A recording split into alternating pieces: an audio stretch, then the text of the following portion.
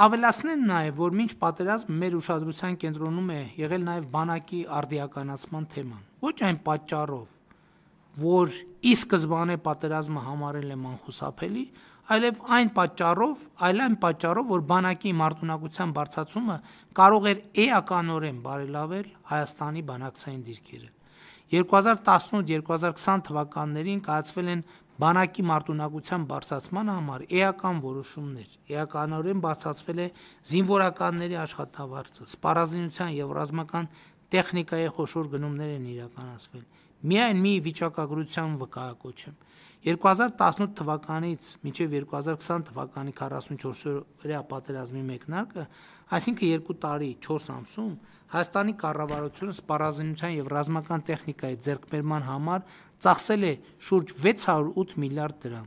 Համեմատության համար ասեմ,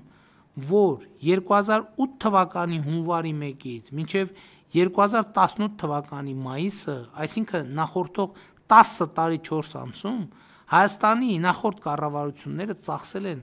այդ նպատակի համար 354 միլիարդ դրամ, այսինքն մենք 2 տարում իրականացրել ենք 10 տարվա ձեռքբերումների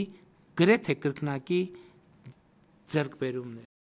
Չմոռանաք հավանել տեսանյութը և բաժանորդագրվել Civic AM-ի YouTube-յան էջին։